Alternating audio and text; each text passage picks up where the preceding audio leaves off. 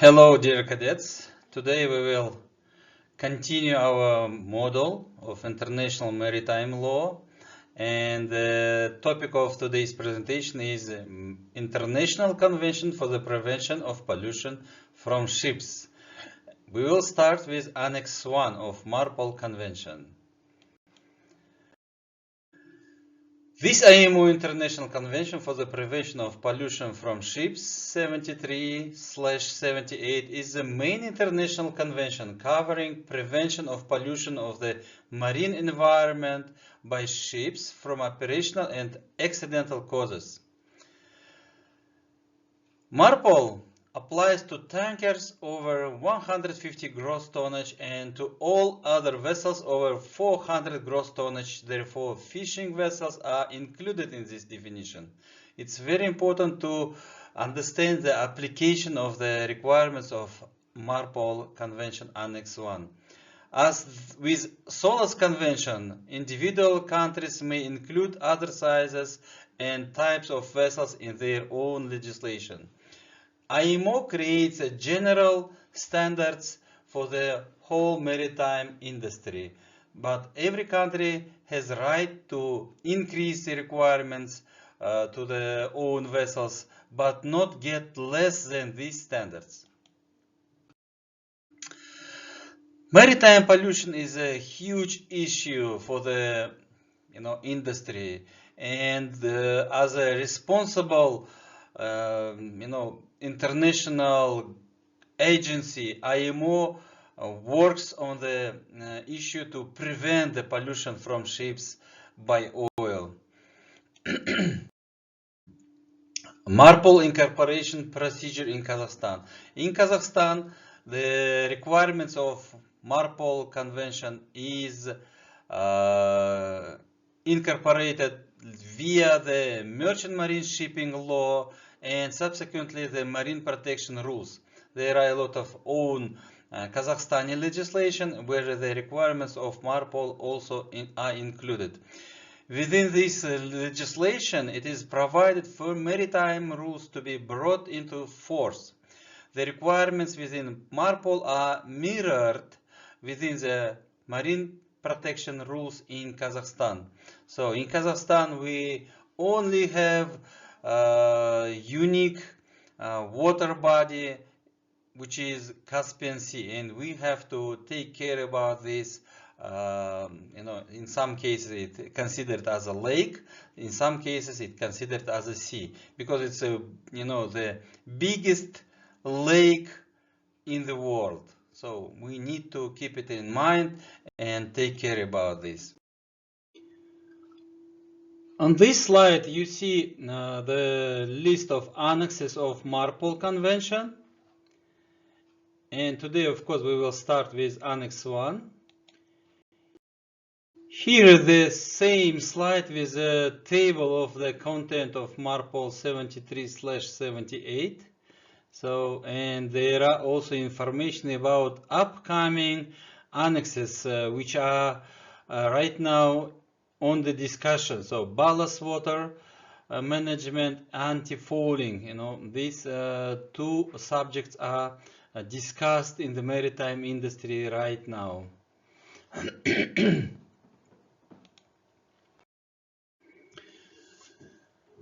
So understanding the regulatory framework of implementation of requirements of MarPol Convention. So first, of course, we have to define what is oil. So here you can see the definition of oil in the context of Annex 1. Here is a list of the different types of oil which are covered by requirements of Annex 1. So it's crude oil, diesel oil, mineral oil, lube oil, which is lubrication oil, yes, also can say, motor oil, turbine oil, naphtha, jet fuels, etc. All of them are considered as oil. Two main goals of Annex 1. It's a pollution prevention during accidents, This is first one. And second main goal of Annex 1 is pollution prevention during controlled discharge. How we do it? How we can accomplish these two tasks, two goals, to reach these two goals? Fields and measures for pollution prevention during accidents. So the Annex 1 is establishing construction regulations for new and existing vessels, especially for oil tankers. So equipment regulations, what kind of, how many, and so on. Design regulations and control survey policies. All these instruments, Annex 1 is establishing to prevent during the accidents, prevent oil pollution during accidents. Fields and measures for pollution prevention during controlled discharge. Environment policies. This is first area. Environment policies. Discharge prohibitions and regulations. Regulations for the reception facilities. Technical regulations to be able to meet discharge rules. Administrative regulations for surveys and port state control. PSC stands for Port State Control. Regulation of Annex 1, unless expressly provided otherwise, the provisions of this annex shall apply to all ships sailing internationally. Annex 1 applies to all ships to which MarPol itself applies. The discharge of oil in marine environment is prohibited in some areas and severely restricted in others.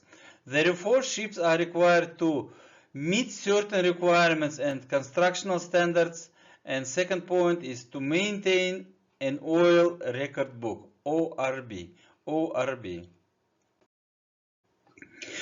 With the exception of very small ships, a survey is required, and for ships trading internationally, a certificate in prescribed form is required. This certificate is called IOPP, International Oil Pollution Prevention Certificate. Ports are required to provide adequate reception facilities for oily mixtures and oil residues, sludge, to meet the needs of ships using the ports and especially port facilities.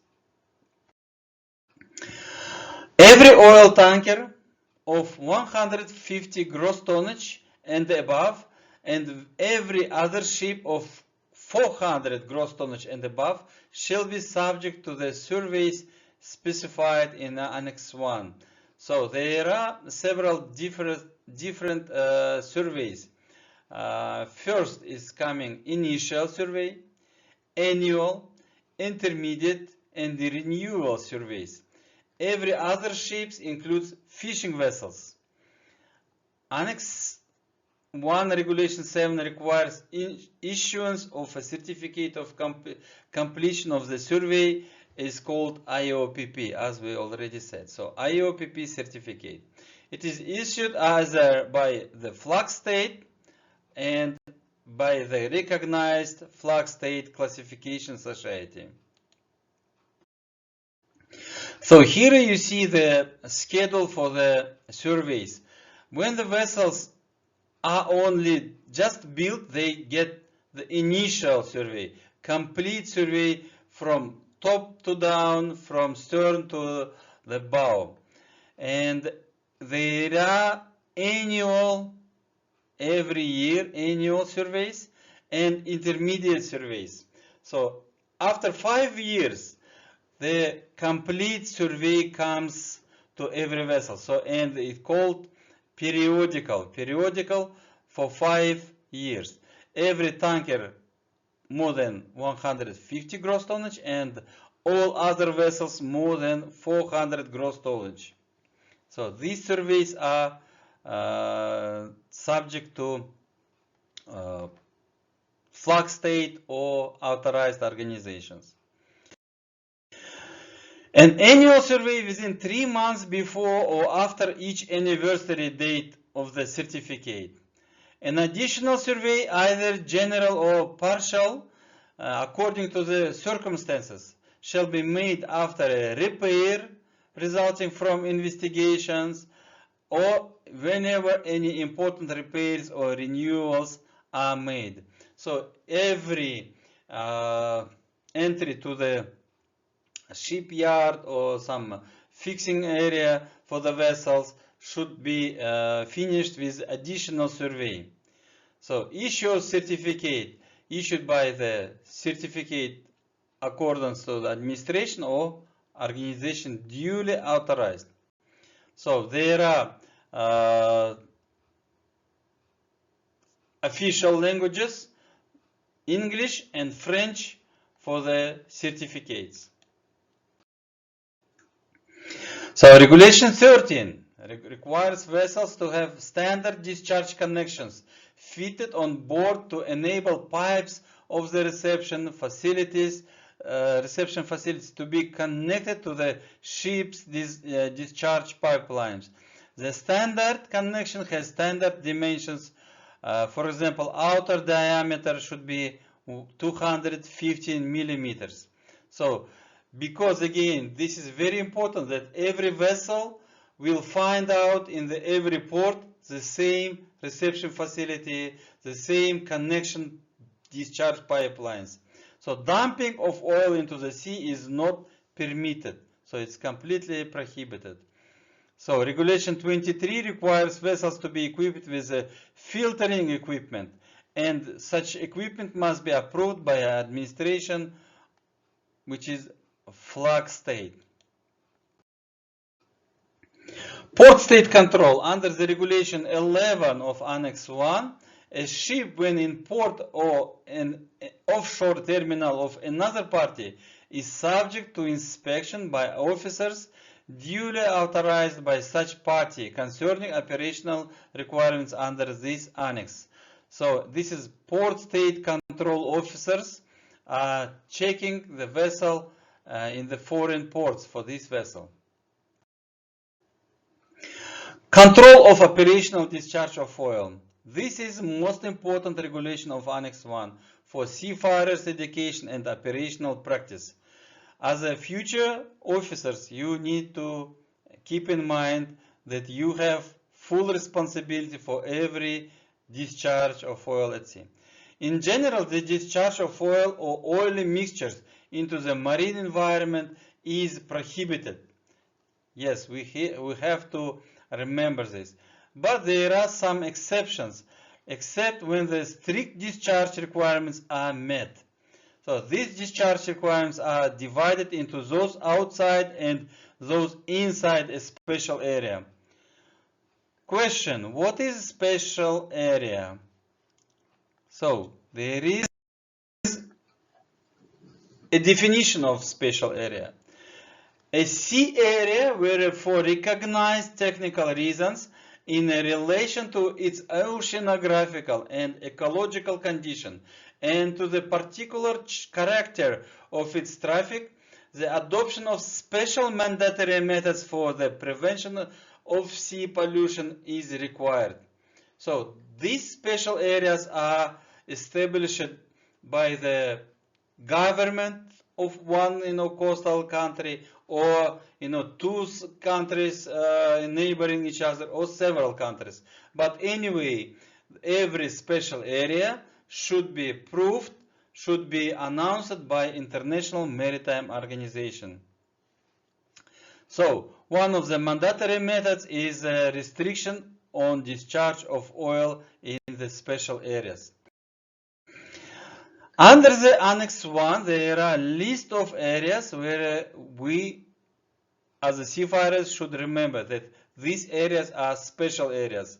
So first comes Mediterranean Sea, Baltic Sea, Red Sea, Gulf's area, Gulf of Aden, Antarctic area, Northwest European waters, Oman area of the Arabian Sea, and the southern South African waters. These are special areas for the purpose of Annex 1, keep in mind. According to the regulation 15 part A, this regulation allows the discharge of oil outside of special areas. Any discharge into the sea of oil or oily mixtures from ships of 400 gross tonnage and above shall be prohibited except when all the following conditions are satisfied. Not 1, 2, 3, but all of them together. The ship should be proceeding en route. So this is French word meaning the moving. The oily mixture is proceeded through an oil filtering equipment. This is all second. The oil content of effluent without dilution does not exceed 15 ppm. The abbreviation of ppm stands for the particulars per million. So not more than 15 particulars per million after the filtering equipment. The oily mixture does not originate from cargo pump room bilges on oil tankers. And the last one, the oil mixture in case of oil tankers is not mixed with oil residues. Okay? Oil as a cargo, I mean, yes? Oil cargo residues. So part B of regulation 15 says that it's allowed to discharge of oil inside the special area, but it should be, again, the list of the requirements should be meeting all these requirements. Any discharge into the sea of oil or oily mixtures from ships of 400 gross tonnage and above shall be prohibited except when all the following conditions are satisfied. The ship is proceeding en route, same as the first part. The oily mixture is processed through the oil filtering equipment. The oil content of the effluent without dilution does not exceed 15 ppm, same as for outside special area. The oily mixture does not originate from cargo pump room bilges on oil tankers. And oily mixture in case of oil tankers is not mixed with the oil cargo residues. So as you see, it looks like everything the same, but there is some difference. Green colored requirements will be explained in the next slide. So what is different inside the special areas? So the system, yes, should be provided, the filtering system should be provided with alarm arrangements to indicate when the 15 ppm level cannot be maintained. The system shall also be provided with arrangements to ensure that any discharge of oily mixtures is automatically stopped when the oil content of the effluent exceeds 15 ppm. Question: what will happen if we do not have such equipment but wish to trade in special areas? Please think about this, but the answer is that we cannot discharge oil in special area. So we need to keep it on board of the vessel. So you will have to wait until the vessel comes out of the special area, or you must store this effluent to discharge it to the reception facility in the port area. Okay. So here you see the table of the requirements for the special area inside, outside, and how to discharge. So the oil record book. This is next regulation, regulation 17. Oil record book is administrative instrument to control the discharge from vessels. ORB part 1. There are two parts, mandatory parts for oil tankers, and ORB part 1 for all vessels more than 400 gross tonnage. So let's go directly. ORB part 1 is required to be on board every oil tanker of 150 gross tonnage and above, and of every vessel more than 400 gross tonnage. The ORB shall be completed without delay when any of the machinery space operations as identified in the requirements of this regulation, part 2. Sorry, 17.2. Okay, for ships that hold IOPP certificate, the entries shall be made in at least English, French, or Spanish languages. The ORB shall always be promptly available for inspection during a port state control visit. So no delay of this document for the port state control check. So the oil record book 1, part 1 shall be completed on each occasion without delay, signed by an officer on a tank-to-tank basis if appropriate, whenever any of the following machinery space operations takes place in the ship. So ballasting or cleaning of oil fuel tanks, discharge of dirty ballast, collection and disposal of oil residues, discharge overboard or disposal otherwise of the bilge water which has accumulated in machinery spaces, and bunkering of fuel or bulk lubricating oil. Any discharge, any failure of this oil filtering equipment shall be recorded in the oil record book part 1. So the equipment working conditions should be also put in the ORB. The ORB must be readily available at all times. It shall be kept for at least 3 years after the last entry has been made. This is official document, and it should be available for check even when it will come to the finish. So when you will complete the book, so after these 3 years it should be kept. Regulation 17 says that the requirements for documenting the operations outside the machinery space are to be filled in oil record book part 2. This is required for oil tankers as it deals with oil as a cargo and ballast operations. Note that this part 2 of oil record book is in addition to part 2, which will be carried in any case for the machinery space operations. This ORB part 2 is required to be on board every oil tanker of 150 gross tonnage and above. The ORB shall be completed without delay when any of the operations as identified in Regulation 36.2.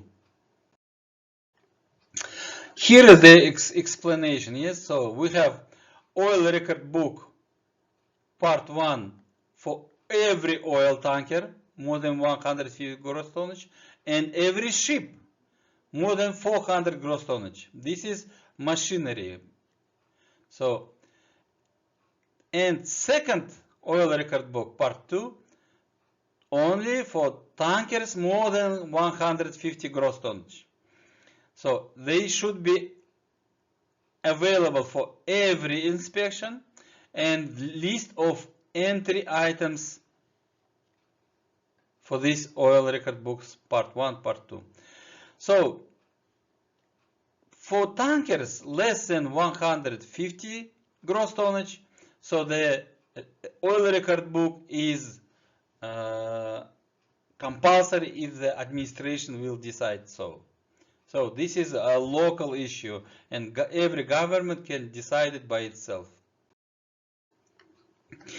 So this slide again, the table which is with the explanation, yeah, so of the rules for the discharge. Okay. Regulation 23 requires vessels to be equipped with filtering equipment, and such equipment must be approved by administration. So next regulation is very important, 37, because again every vessel should have more than 400 gross tonnage, and oil tankers more than 150 gross tonnage. They should have a shipboard oil pollution emergency plan, SOPEP. This is compulsory for this of emergency. So reception facility and regulation or requirements for the reception facilities are coming from regulation 38. So on the picture you see this is a type of the reception facility, yes? Because again the sizes of oil tankers are becoming more and more. Not every port area is capable to hold it inside the port. So we have this type of the reception facilities. For oil tankers, what is important, it's having pipes, pumps, and everything should work correctly. Then the oil pollution will be prevented. Vessels. On board of the vessel, master of the ship is the overall in charge of the SOPEP of the ship, along with the chief officer as subordinate in charge for the implementation of SOPEP on board. So this is a plan for pollution, yes, prevention, for emergency, especially in case.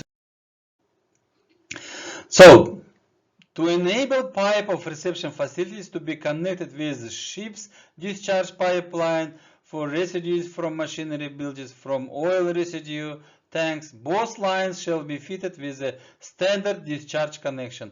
As we all, I hope, remember, the diameter should be, yes, 215 millimeters. So this is generally requirements of Annex 1 of the International Convention for the Prevention of Pollution from Ships, and they all concern with reducing the quantity of environmentally harmful oil and oily mixtures entering the sea from ships. We all, as a future officers, as acting responsible, individuals, we have to understand and not only by brain, yes, but also by heart. We need to keep it in mind. All residues which cannot be discharged into the sea in compliance with the conditions of Annex 1 must be retained on board or discharged to reception facilities. So guys, thank you very much for your attention and good luck.